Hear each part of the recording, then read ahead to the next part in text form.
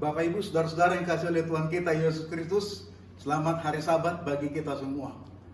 Mari kita menyediakan hati kita dengan berdoa bersama-sama.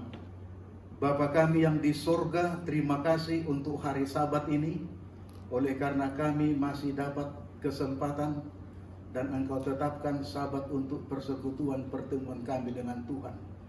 Berbicaralah Engkau Bapa lewat firman-Mu, karena kami sudah siap mendengarkan Engkau berbicara. Biarlah Roh Kudus mengurapi pikiran kami dan mengilhami firman-Mu menjadi bahagian kehidupan kami untuk akhir zaman ini. Kami persembahkan doa ini dalam nama Yesus Kristus, Tuhan dan Juru Selamat kami. Amin. Siapakah yang dapat membuka kitab yang dimeteraikan itu? Adalah sebuah pekabaran bagi kita pada hari Sabat ini. Saudara-saudara, di satu pekuburan di Amerika Serikat, di batu nisannya ada tertulis David Hewitt, hidup pada tahun 1805 sampai 1878. Dia hidup 73 tahun lamanya. Lalu tertulis di bawah namanya, seorang pria yang paling jujur yang pernah hidup di kota ini, yaitu di kota Battle Creek di Amerika Serikat. Dan ditulis di bawahnya lagi, dia adalah seorang anggota gereja Masehi Advent hari ke-7. Luar biasa, saudara-saudaraku. Di satu peristiwa ketika mau berkhotbah merayakan Paskah, seorang pastor di kota kecil di New England sedang menuju gereja untuk melayani ibadah Paskah.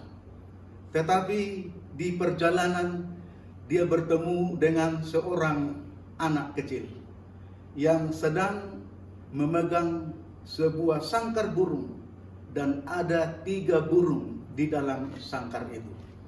Lalu pastor ini bertanya, "Hei anak kecil, mau kamu apakan itu burung?" Lalu anak kecil itu menjawab, "Saya akan bawa pulang, lalu nanti sampai di rumah saya akan cabuti bulu-bulunya satu persatu, lalu akhirnya dia menjadi botak tanpa bulu, lalu saya memiliki kucing kesayangan, lalu saya lepaskan itu burung yang sudah tidak punya bulu untuk menjadi buruan dan mangsa bagi kucing kesayangan saya.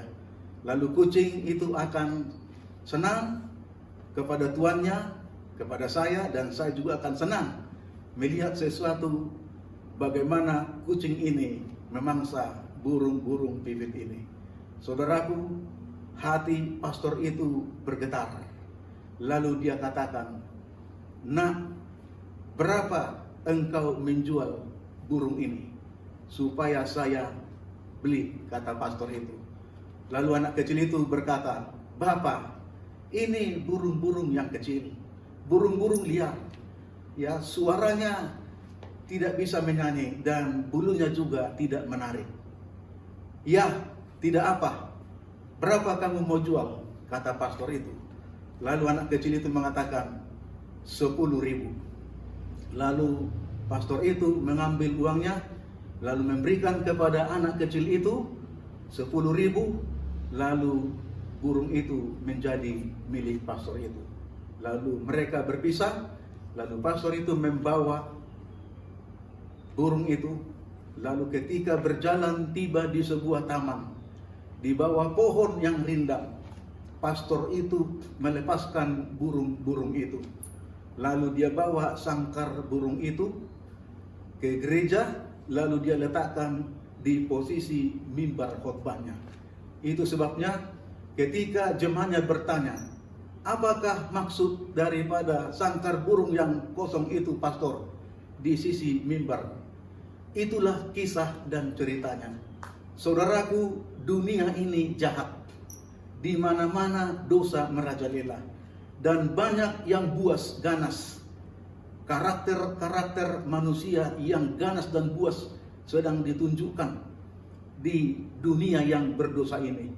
Yesus sudah mati menebus dan menyelamatkan kita, orang-orang yang kotor, orang-orang berdosa yang jahat dan najis, dengan darahnya yang kudus.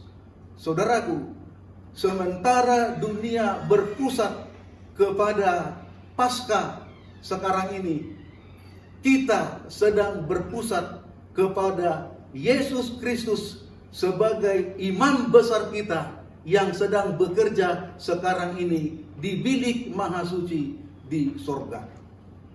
Itulah sebabnya pekabaran yang saya bawakan pada Sabat ini berbicara tentang Wahyu pasal 4 dan 5, saudara-saudaraku. Wahyu. Di dalam Wahyu 1 ayat 1, inilah wahyu Yesus Kristus yang dikaruniakan Allah kepadanya untuk disampaikan kepada hambanya Yohanes. Dan Yohanes sampaikan kepada para pemimpin-pemimpin gereja di 7 jemaat di pasal 1 sampai 3. Lalu kita berbicara sekarang ini di pasal 4 dan 5. Saudaraku, ada seorang penulis Alkitab, khususnya kitab Wahyu, yaitu Kenneth S. Strand, PhD, dalam bukunya Interpreting the Book of Revelation, membagi kitab Wahyu menjadi 8 visi atau hayal atau penglihatan. Jadi hayal yang pertama, pasal 1 sampai pasal 3, berbicara tentang 7 jemaat dari lokal sampai kepada global dalam kondisi dan keadaan rohani mereka masing-masing yang berjuang untuk kemenangan iman di dalam Yesus Kristus. Lalu hayal yang kedua, pasal 4 sampai pasal 8, bahwa bait suci pintu sorga terbuka, lalu ditunjukkan bagaimana Yesus sedang bekerja di sana, lalu mempersiapkan 7 meterai untuk dibuka. Wahyu 4 sampai 8 ayat 1. Lalu Wahyu 8 ayat 1 sampai 11 berbicara tentang hayal yang ketiga, bahwa amaran kepada dunia dan juga kepada Babylon, bahwa 7 sangkakala akan dicurahkan. Saudara-saudaraku, dan berikutnya Wahyu pasal 12 sampai 14, yaitu hayal yang keempat dalam penglihatan Yohanes di Pulau Patmos, berbicara tentang the great controversy between Christ and Satan, bahwa di mana umat-umat yang sisa akan mengambil andil untuk menyelesaikan misi Tuhan di atas muka bumi ini. Lalu pasal 15 dan 16 adalah hayal yang kelima, yaitu penglihatan Yohanes dijatuhkannya 7 bela atau malapetaka ke atas dunia ini. Lalu pasal 18 sampai kepada 21 ayat 8, itu adalah hayal yang keenam, berbicara tentang penghukuman, punishment to great Babylon. Lalu pasal yang terakhir, penglihatan yang terakhir dari Yohanes, jadi hanya 7 penglihatan, saudaraku. Jadi berbicara tentang pasal 21 dan 22, yaitu Yerusalem yang baru dan dunia baru di mana umat-umat Tuhan akan hidup.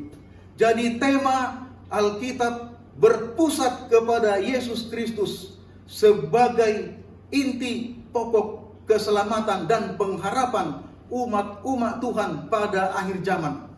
Saudaraku, Yesus adalah wahyu itu sendiri, karena Yesus adalah subjek, objek, dan inti fokus daripada kitab Wahyu itu.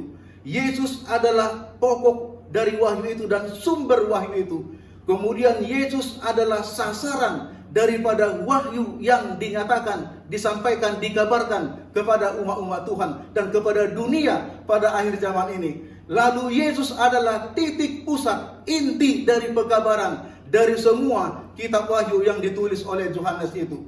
Jadi Yesus dikatakan dalam kitab Wahyu ini seperti singa, ya, singa dari suku Yehuda. Satu kali disebutkan Yesus sebagai saksi yang setia 2 kali disebutkan. Yesus sebagai saksi yang benar 5 kali disebutkan. Yesus sebagai Tuhan di atas segala Tuhan dan Raja di atas segala Raja disebutkan 2 kali dalam kitab Wahyu. Yesus adalah Alfa dan Omega disebutkan 3 kali. Yesus adalah yang awal dan yang akhir disebutkan 4 kali. Yesus yang pertama dan yang terkemudian disebutkan 10 kali. Yesus firman Allah yang hidup dan yang berkuasa disebutkan 14 kali. Lalu yang paling menonjol dan yang paling terkenal, titik penekanan dari kitab Wahyu adalah Yesus sebagai anak domba yang tersembelih untuk dunia yang berdosa ini disebutkan 34 kali di dalam kitab Wahyu. Saudara-saudaraku, pekabaran kita sekarang ini masuk di hayal yang kedua, ya, second vision daripada Yohanes di Pulau Patmos, yaitu pasal 4 dan 5. Kalau kita membaca pasal 4 dan 5, ini berbicara tentang sorga yang terbuka, tahta Allah yang kelihatan. Lalu Yohanes dibawa naik ke sorga, ke tahta Allah itu, lalu berbicara dengan Yesus. Kemudian dia melihat 24 tua-tua yang suci sebagai imam membantu Yesus dalam pekerjaannya. Kemudian dia melihat bagaimana gulungan kitab yang dimetraikan itu tertulis bagian luar dan bagian dalamnya. Ini adalah janji yang kekal akan belas kasihan Tuhan kepada orang berdosa dan kehadiran Tuhan, jaminannya yang pasti mendampingi umat-umat Tuhan di dalam kesusahan yang besar yang akan dihadapi oleh umat Tuhan menjelang kedatangan Yesus yang kedua kali di era eskatologi. Lalu yang ketiga, saudaraku, ini adalah keselamatan yang pasti bagi umat-umat Tuhan, dan ini yang kita sebut dengan pengharapan yang terakhir, the last hope kepada dunia di zaman eskatologis. Saudara-saudaraku, dikatakan di dalam Wahyu pasal 4 ayat 1, kemudian daripada itu aku melihat, kata Yohanes, sesungguhnya sebuah pintu terbuka di sorga, dan suara yang dulu yang pernah ku dengar berbicara kepadaku, berkata kepadaku seperti bunyi sangkakala. Katanya, naiklah kemari dan aku akan menunjukkan kepadamu apa yang akan terjadi selanjutnya kepada dunia ini. Saudara-saudaraku, sorga yang terbuka. Di dalam Wahyu 3 ayat 7 dan 8 sebelumnya, ini adalah zaman akhir daripada gereja Philadelphia. Tentu ini berbicara dari tahun 1715 sampai kepada 1833 atau 43, saudaraku. Yesus mengatakan, aku telah membuka pintu dan tidak ada seorang pun yang dapat menutupnya. Dan kalau aku menutup pintu, tidak ada seorang pun yang dapat membukanya.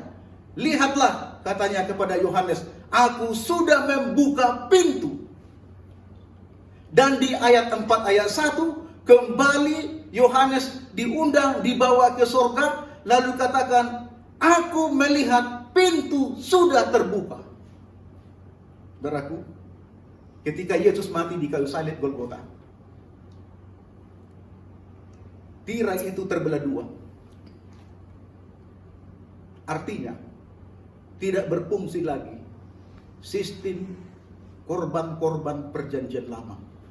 Karena Yesus sudah mati sebagai wujud dan penggenapannya. Tetapi sebenarnya ini berbicara bahwa semua orang harus tahu bahwa Yesus akan pergi ke surga, melewati bilik suci dan bilik yang maha suci. Yesaya dalam 6 ayat 1 dan Pemazmur 103 ayat 19, mereka pernah menyaksikan bahwa surga terbuka kepada mereka. Mereka melihat tahta Allah, bait suci Tuhan yang di surga. Tapi mereka belum mengerti tentang apa itu. Tetapi sekarang kepada Yohanes di pasal 4 mengatakan itu adalah pekerjaan Yesus Kristus. Saudara, Ellen White mengatakan dalam buku Early Writing halaman 42, saudara-saudara, semenjak Yesus membuka pintu sorga itu, pintu bilik yang maha suci itu, disitulah tabut perjanjian yang berisi hukum Allah, di mana sinar kemuliaan Tuhan menyinari umat-umatnya yang sedang berbakti beribadah di dalam perayaan hari Sabat. Saudaraku, hari Sabat menjadi sebuah ujian yang berhubungan dengan pekerjaan Yesus di bilik maha suci di sorga sejak tahun 1844. Kembali hambanya mengatakan dalam buku The Great Controversy halaman 423. Pokok pelajaran tentang bait suci surgawi membuka rahasia kekecewaan yang besar sejak tahun 1844. Lalu disingkapkan kepada kita, dunia, umatnya, bahwa sistem kebenaran yang lengkap, yang berhubungan dan harmonis satu dengan yang lain di dalam firman Allah, di mana tangan Tuhan sedang menuntun pergerakan Advent yang besar. Lalu mereka diberikan tanggung jawab dan kewajiban untuk menyampaikan terang Allah kepada dunia, yaitu tentang pekerjaan Yesus Kristus sebagai imam besar di bilik yang maha suci di sorgawi, yaitu terang yang bekerja dari bait suci itu menggambarkan pekerjaan Kristus untuk orang berdosa pada masa yang lalu, masa sekarang, dan masa yang akan datang. Saudaraku, mengertikah kita maksud daripada sorga terbuka di Wahyu pasal 4, lalu disambung dengan Wahyu pasal 5. Di Wahyu pasal 5 ditunjukkan ada seorang oknum yang maha kuasa di tahta itu sedang memegang gulungan kitab yang tertulis bagian dalam dan bagian luarnya, tapi dimetraikan. Lalu di ayat 2, Wahyu 5 ayat 2, ada datang seorang malaikat yang besar, yang gagah perkasa kepada oknum yang memegang gulungan kitab itu, lalu bertanya, siapakah yang dapat membuka gulungan kitab yang dimetraikan itu? Saudaraku, inilah pekabaran kita. Dan Yohanes sedang menangis di ayat 4. Mengapa Yohanes menangis? Ketika malaikat yang gagah perkasa itu membuat sebuah pertanyaan, siapakah yang dapat membuka gulungan kitab yang dimetraikan itu dan menjelaskan artinya, makna-maknanya kepada kita? Hening sejenak dan tidak ada jawaban. Lalu Yohanes sedih. Yohanes cemas. Yohanes bingung. Yohanes ketakutan. Lalu dia menangis. Alangkah sedihnya nasib dunia ini, jikalau dunia ini tidak mengerti rencana-rencana Allah di dalam keselamatannya kepada orang berdosa. Dalam buku tulisan Ellen White, Letter 65 tahun 1898, John White membuat sebuah komentar untuk Yohanes yang menangis ini, saudaraku. Yohanes merasa tertekan ketidakmampuannya dari segi kemanusiaan, dan berdasarkan malaikat yang dia lihat bertanya, tidak ada yang bisa membuka kitab itu. Sampai-sampai dia memilukan hati, risau, khawatir, dan takut bakal apa yang terjadi kepada dunia ini jika kita tidak mengerti rencana Tuhan dan memahami perjanjian belas kasihan Tuhan untuk keselamatan orang berdosa. Tetapi syukur, jawaban itu datang. Jangan menangis. Lihatlah, singa dari suku Yehuda, tunas Daud, telah menang dan layak untuk membuka kitab yang dimeteraikan itu dan menguraikan arti dan makna-maknanya. Saudaraku, siapakah yang layak untuk membuka kitab yang dimeteraikan itu? Yohanes yang kekasih, yang sudah berada di sorga di tata Allah atas undangan Yesus pada saat itu untuk memberikan kepadanya wahyu, khayal yang dituliskan dalam kitab Wahyu.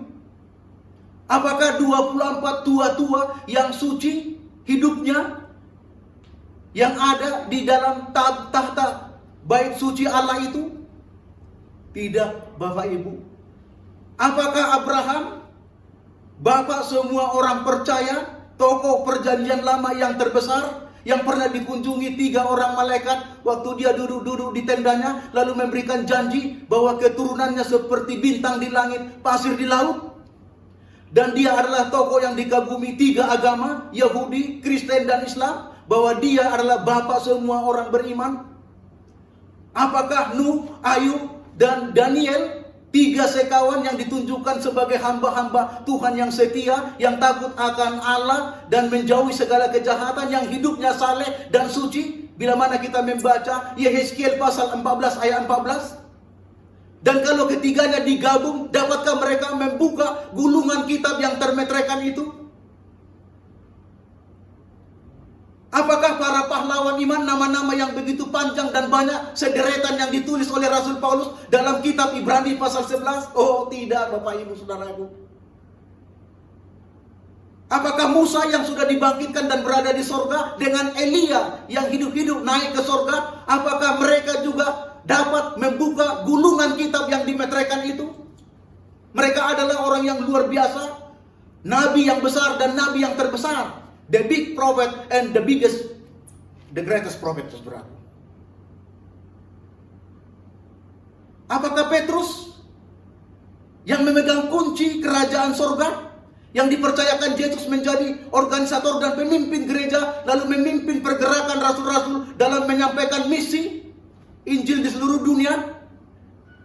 Apakah Rasul Paulus, rasul yang gigih dan misionaris yang hebat, yang memenangkan dunia kekafiran, menang kepada Yesus Kristus dari Asia kecil sampai kepada Roma dan Eropa? Tidak, Bapak Ibu.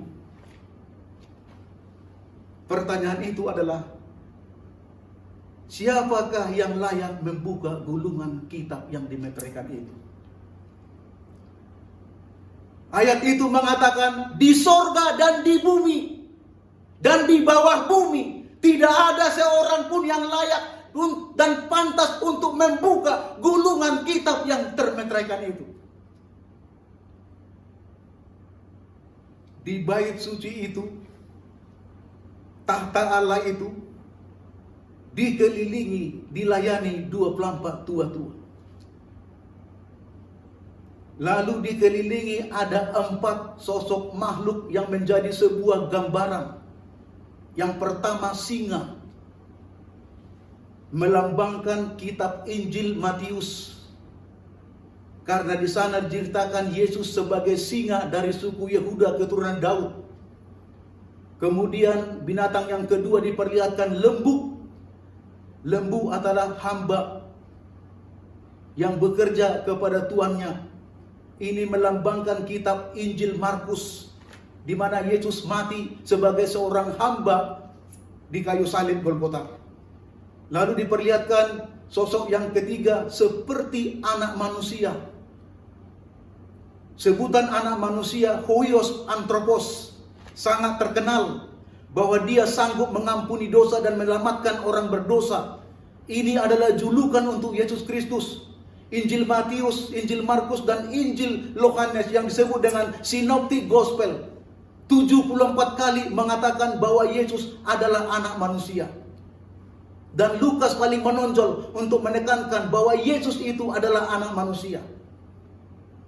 Lalu Yohanes menuliskan bahwa Yesus digambarkan seperti burung nasar atau burung Raja Wali yang terbang dengan kecepatan sayapnya tinggi ke angkasa, tetapi matanya tajam untuk melihat ke bumi. Bakal apa yang terjadi di alam semesta ini? Ini adalah menggambarkan bahwa Yesus adalah Allah yang perkasa, pencipta langit dan bumi. Seperti Yohanes pasal 1 ayat 1 sampai 3. Bahwa segala sesuatu diciptakan oleh Dia dan untuk Dia. Lalu ada juga malaikat. Ada Mikael, penghulu di sorga. Penghulu malaikat di sorga. Atau pemimpin bala tentara di sorga. Namanya Mikael. Itu sebutan untuk Yesus. Tetapi Yesus di sana tidak Mikael. Dia menjadi seorang imam besar di bilik maha suci sejak tahun 1844. Lalu ada malaikat Gabriel, 2 sayapnya, yang bertugas menghubungkan antara sorga dan bumi, menyampaikan nasihat firman Tuhan, mengilhami nabi-nabi dan menyampaikan rencana Tuhan. Dapatkah dia membuka gulungan kitab yang dimeteraikan itu? Saudaraku, ada juga kerubin yang digambarkan sebagai Sekinah, tutupan pendamaian dari tabut perjanjian itu. 2 malaikat kerubin, sayapnya 4, 2 sayap untuk menutupi wajahnya, 2 sayap untuk terbang. Sanggupkah dia membuka gulungan kitab yang dimeteraikan itu? Dan yang terakhir, ada juga malaikat serafim. Kalau kita membaca dalam buku Yesaya 6 ayat 2, sayapnya 6. Saudaraku, dengan 6 sayap kecepatan yang sangat cepat untuk menyampaikan visi misi Tuhan ke alam semesta ini dan ke dunia kita yang berdosa ini. Berarti dia malaikat yang hebat, malaikat yang gagah perkasa dan kuat. Sanggupkah dia membuka gulungan kitab yang dimeteraikan itu? Yohanes melihat, mendengar, tidak ada seorang pun di sorga dan di bumi dan di bawah bumi, artinya di dalam kubur, orang-orang saleh yang sudah meninggal. Kalaupun dibangkitkan, dia tidak layak dan pantas untuk membuka gulungan kitab itu. Semua nama-nama sudah saya sebutkan, di sorga, di bumi dan di bawah bumi. Kalau dibangunkan semua dan dibangkitkan, dikumpulkan semua, lalu tenaga mereka disatukan semua, sanggupkah mereka membuka gulungan kitab yang sudah dimeteraikan itu? Saudaraku, firman Tuhan itu mengatakan tidak seorang pun. Itulah sebabnya Yohanes sedih. Yohanes menangis. Yohanes khawatir. Yohanes cemas, Yohanes takut, karena isinya tidak dapat dimengerti. Nasib kehidupan kita ada di dalamnya. Jaminan keselamatan, perjanjian Allah yang kekal ada di dalamnya. Jaminan penyertaan Tuhan untuk orang-orang saleh dan umat-umatnya di zaman eskatologi ketika menghadapi kesusahan yang besar, kepicikan Jakub, the great tribulation ada di dalamnya.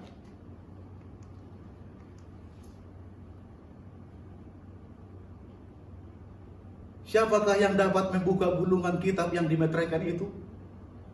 Wahyu 5 ayat 5 jawabnya. Lalu berkatalah seorang dari tua-tua itu kepadaku, jangan engkau menangis.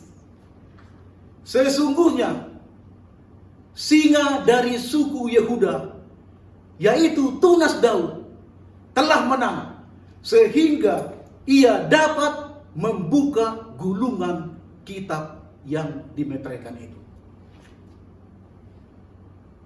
Sebuah pengharapan, kebahagiaan bagi Yohanes, tentunya bagi kita sekarang ini, mengerti rencana Tuhan.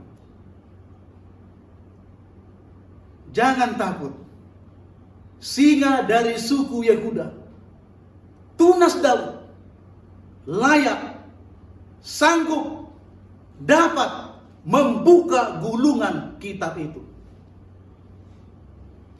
Itulah yang didengar oleh Yohanes.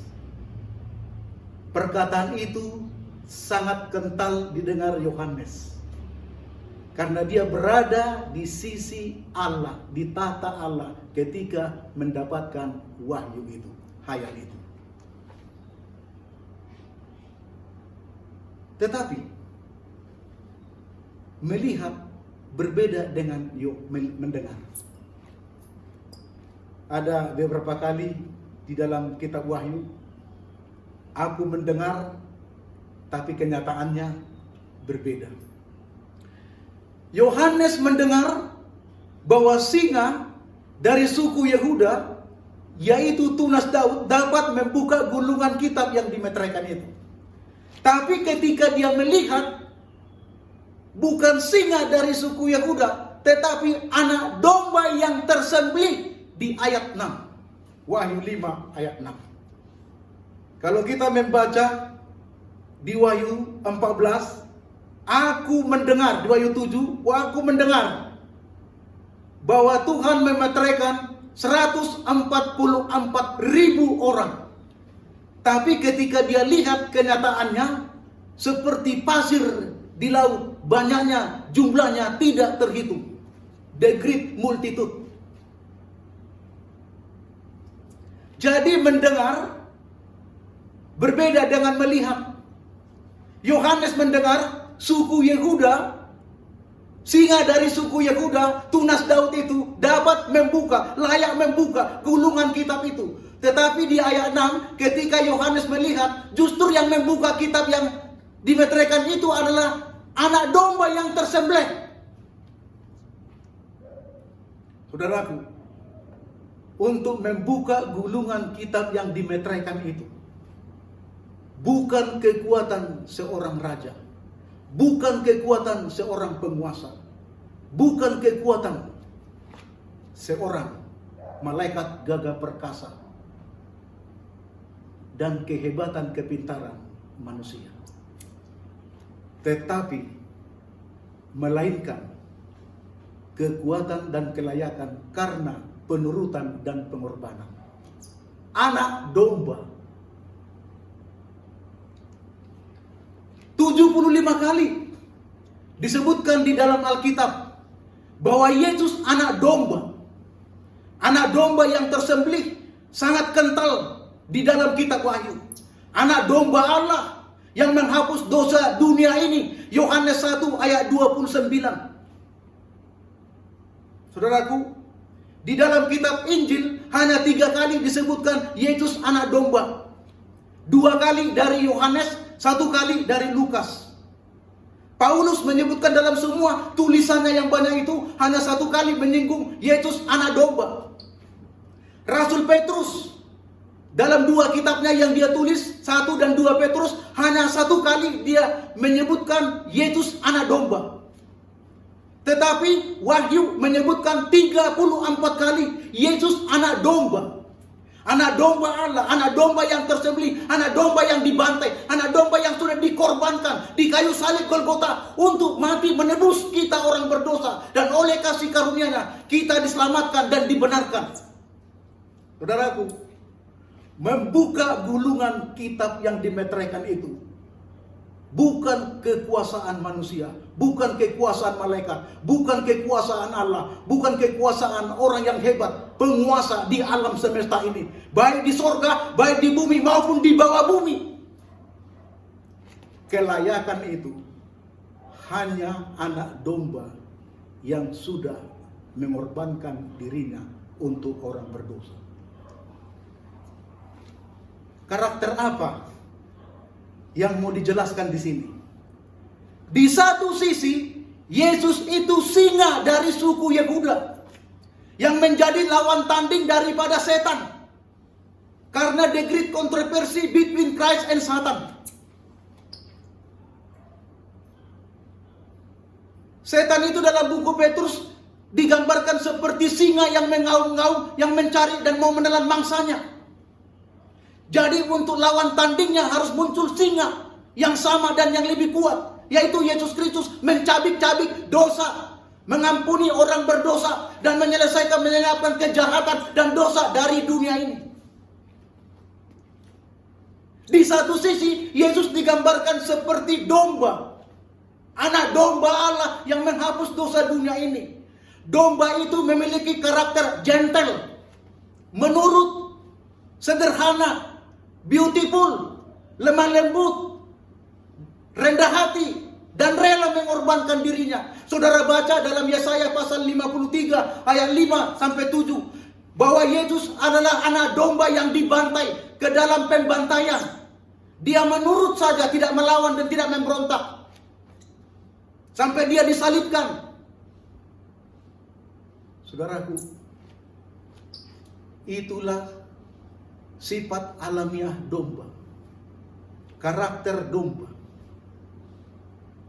Apakah kita memiliki karakter seperti itu untuk dilayakkan masuk surga? Saudaraku, ini sebuah pertanyaan bagi kita.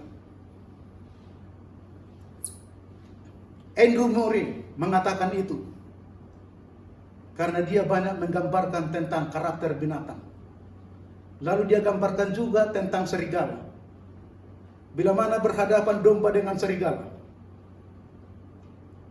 serigala adalah keras, bertarung, buas, pemangsa, ganas, suka menyerang.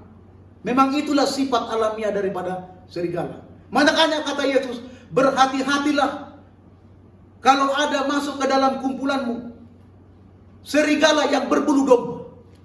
Serigala tapi menyamar menjadi domba. Yesus sedang berbicara tentang sifat, karakter, behavior, tingkah laku, moral daripada orang-orang rohani. Ayat 9, Wahyu 5 ayat 9. Dan mereka menyanyikan suatu nyanyian yang baru. Nyanyian yang baru. Orang-orang yang menang, yang masuk surga, menyanyikan suatu nyanyian yang baru. Engkau layak untuk membuka gulungan kitab itu. Engkau layak untuk menjelaskan apa arti metrai-metrai itu. Engkau layak untuk menerima segala sesuatu kuasa dan kehormatan di langit dan di bumi. Kenapa? Karena Yesus sudah mengorbankan dirinya seperti anak domba yang tersembelih di kayu salib. Saudaraku, untuk membuka gulungan kitab yang dimetraikan itu, Kristus sebagai anak domba. Tetapi untuk menyelesaikan kasus-kasus dosa, melenyapkan, mengalahkan, mematahkan serangan musuh, dan menyelesaikan kasus-kasus dosa, Yesus bertindak sebagai singa dari suku Yehuda. Ayat 12, Wahyu 5 ayat 12. Anak domba yang tersembelih itu layak, pantas untuk mendapatkan segala kuasa, kekayaan, hikmat, kekuatan, hormat, kemuliaan, dan puji-pujian dari semua makhluk di alam semesta ini. Mengapa? Filipi pasal 2 ayat 5 sampai 11. Itulah sebabnya Allah mengaruniakan kepadanya nama di atas segala nama, meninggikan Kristus di atas segala-galanya, supaya semua lidah mengaku bahwa Yesus Kristus adalah Tuhan dan Juru Selamat bagi manusia. Karena Dia sudah rela mati di kayu salib Golgota untuk menyelesaikan kasus dosa dan menyelamatkan, menebus kita orang berdosa. Saudara-saudaraku yang dikasihi Tuhan, itulah sebabnya Yesus dalam Matius pasal 11 ayat 29. Belajarlah kepadaku, karena aku ini rendah hati dan lemah lembut, dan kamu akan mendapatkan kelegaan. Saudaraku, Yesus memiliki karakter di samping kasih dan pengampunan. Mengasihi dan suka mengampuni orang berdosa, tapi membenci dosa. Karakter yang dia miliki berikutnya adalah rendah hati dan lemah lembut. Yesus mengatakan, marilah kepadaku semua yang letih lesu dan beban berat. Belajarlah kepadaku, karena aku ini rendah hati dan lemah lembut. Jiwamu akan mendapatkan kelegaan. Apa kata hambanya? Dalam buku Testimonies jilid 8 halaman 104. Banyak pemimpin-pemimpin gereja sekarang ini tidak merendahkan dirinya sebagai seorang pemimpin rohani. Mereka tidak mau dikendalikan dan ditobatkan oleh Roh Kudus. Mereka memimpin gereja dan melayani pelayanan Tuhan di gereja, bertindak seperti kekuasaan seorang raja. Sewenang-wenang menjalankan pelayanan di dalam jemaat dan organisasi, dan mereka pemimpin-pemimpin yang arogan. Leadership arogansi. Saudaraku, lebih lanjut, Nyonya White mengatakan di dalam Alfa dan Omega jilid 7 halaman 447. Kejahatan yang paling menyakiti hati Tuhan adalah mereka yang mengaku orang rohani dan sedang melakukan pekerjaan Tuhan, tetapi menyimpan, memiliki dosa kesayangan, lalu dalam pelayanannya melakukan kecurangan dan ketidakjujuran. Sementara Kristus bekerja sejak tahun 1844 sampai sekarang, mempersiapkan kita, tabiat kita untuk sama seperti tabiatnya, supaya kita dilayakkan masuk dalam kerajaan surga. Lebih lanjut, dikatakan tulisan itu, tidak perlu seorang pun untuk mencapai, tidak perlu seorang pun gagal untuk mencapai kesempurnaan tabiat Kristus. Karena Kristus telah mengorbankan dirinya di kayu salib Golgota. Dengan demikian persiapan, dan dia telah menyediakan persediaan yang cukup untuk semua orang percaya yang menerima segala perkara di dalam kesucian dan kesalehan hidupnya, supaya dilayakkan untuk masuk surga. Siapakah yang layak membuka gulungan kitab yang dimeteraikan itu? Yesus sebagai anak domba yang sudah tersembelih, mati di kayu salib Golgota. Oleh pengorbanannya, dia layak untuk membuka itu. Kita ganti pertanyaannya. Siapakah yang layak masuk surga? Hanya Tuhan yang tahu. Itu hak prerogatif Tuhan yang membawa semua orang ke surga. Tapi Anda dan saya dapat mempelajari dari Alkitab apa rencana Tuhan, kehendak Tuhan bagi kita. Dia menginginkan keserupaan tabiat dengan dia. Dan Yesus bekerja sejak tahun 1844 sampai sekarang sebagai imam besar kita. Dan surga sudah terbuka, tidak pernah lagi ditutup kepada Yohanes. Sampai sekarang ini kita mengerti rencana-rencana Tuhan untuk keselamatan kita.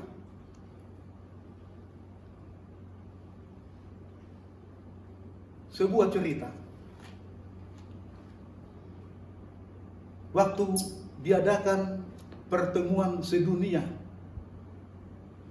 forum komunikasi antar umat beragama di kota Roma, berkumpullah semua para alim ulama, tokoh-tokoh agama, pendeta-pendeta, pastor-pastor, imam-imam dari seluruh berbagai agama di dunia. Di waktu istirahat siang,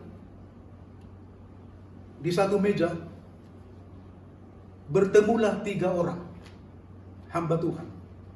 Yang pertama pendeta Pantekosta, yang kedua pastor Katolik, lalu yang ketiga imam Yahudi.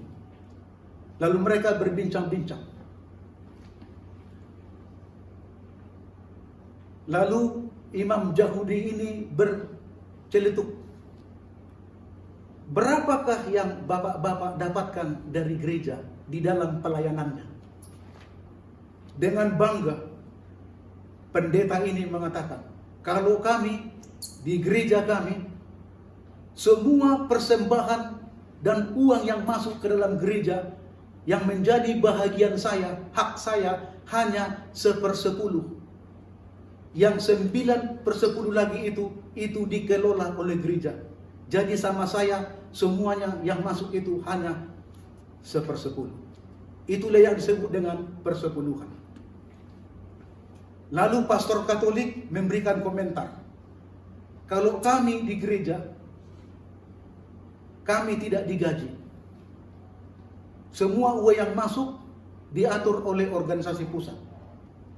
Tapi semua kebutuhan umat dipenuhi. Kebutuhan pastor apa saja dipenuhi. Jadi kami tidak digaji. Semuanya itu untuk organisasi gereja. Lalu pendeta dan pastor ini bertanya kembali kepada imam Yahudi. Kalau di Yahudi bagaimana? Katanya. Lalu imam Yahudi ini dengan bangga menjawab, kalau kami setiap beribadah, semua persembahan dan uang yang masuk setiap dikumpulkan dalam ibadah, semuanya kami serahkan kepada Tuhan. Karena Tuhanlah pemilik dari alam semesta ini. Tuhanlah pemilik dari kita. Tuhanlah yang menjadi Allah pencipta langit. Jadi dia berkuasa dan pemilik segala sesuatu di alam semesta ini. Sepertinya hebat di dalam pemikiran oleh pendeta dan pastor ini. Terus caranya bagaimana? Uang yang masuk itu diberikan kepada Tuhan. Oh begini, kata imam Yahudi. Semua uang yang dikumpulkan dalam ibadah itu disatukan. Lalu kami imam akan melemparkan itu ke langit. Kami katakan begini, Tuhan, ini semuanya adalah uangmu dan milikmu. Ambil. Kami lemparkan ke atas. Lalu kalau ada yang jatuh, itulah milik kami. Saudara-saudaraku yang dikasihi Tuhan, Christ Object Lesson, halaman 69. Bila mana tabiat Kristus sudah dipantulkan dengan sempurna oleh umat-umat Tuhan, maka Ia akan segera datang mengambil mereka menjadi miliknya. Jadi Yesus sedang bekerja sampai hari ini sebagai imam besar dan pengantara kita di bilik yang maha suci untuk mempersiapkan karakter kita, tabiat kita, supaya kita layak. Bukan oleh perbuatan kita. Kita selamat bukan karena apa yang sudah kita buat dan berikan untuk Tuhan, tetapi karena apa yang Tuhan sudah buat dan berikan untuk kita. Amin. Kemurnian, kejujuran, kesucian, kesalehan, dan hidup yang tanpa cacat celah. Jelas kriteria-kriteria yang dikatakan di dalam Wahyu pasal 14 untuk orang-orang yang layak menyambut Yesus di awan-awan bila mana dia datang kembali. Lalu Nyonya White menyambung di buku yang sama, halaman 120. Hanya tabiat yang kita bawa ke surga, yang lain ini tinggal di dunia yang mana ini. Jadi Bapak Ibu, mari kita mempersiapkan kehidupan rohani kita. Inilah saatnya di mana Tuhan sedang bekerja kepada kita. 4 Sabat, 4 Rabu malam kita beribadah di tempat kediaman kita, di rumah kita masing-masing. Tuhan sedang mengunjungi kita rumah demi rumah. Tugas kita hanya satu, menyerahkan hati kita sepenuhnya kepada Tuhan. supaya Tuhan membentuk karakter kita, tabiat kita seperti tabiatnya. Dia sudah mengadakan perjanjian yang kekal ketika sorga terbuka kepada kita. Dan dia sudah bekerja untuk kebutuhan dan keselamatan kita. Mari kita berjalan bersama dengan dia. Sementara Yesus bekerja di sorga untuk kita, kita harus menyatukan dan bergandengan tangan dengan Yesus, bahwa kita juga akan memperbaiki kehidupan kerohanian kita, memurnikan kehidupan kita, supaya Tuhan yang menjadi bahagian hidup kita dari sekarang sampai selama-lamanya. Ragu, saya mengundang Anda untuk berdiri. Kita serahkan hidup kita kepada Tuhan. Seperti kata Rasul Paulus dalam Roma pasal 12 ayat 1. Saudara-saudara, aku menasihatkan kamu supaya kamu mempersembahkan tubuhmu menjadi persembahan yang hidup, persembahan yang kudus, yang tanpa cacat celah, persembahan yang layak untuk kemuliaan bagi nama Tuhan. Hidup kita adalah ibadah, perkataan kita adalah ibadah, tingkah laku perbuatan kita adalah ibadah. Semua segala sesuatu ibadah, menjadi berkenan kepada Tuhan dan menjadi dupa yang harum di istana kerajaan surga. Jadi ketika Tuhan datang kepada kita, maka kita serahkan seluruhnya kepada Tuhan. Akan tiba waktunya, tidak lagi lockdown tempat kita, kota kita, negara kita. Sorga sudah terbuka untuk kita selama-lamanya. Dan Yesus akan keluar dari sana untuk menjemput kita di awan-awan. Dan ketika sesuatu sudah siap, maka dia akan datang. Yaitu karakter kita sudah memiliki keserupaan dengan karakter Yesus Kristus. Jika itu menjadi bagian Anda, saya undang untuk berdiri. Mari kita berdoa.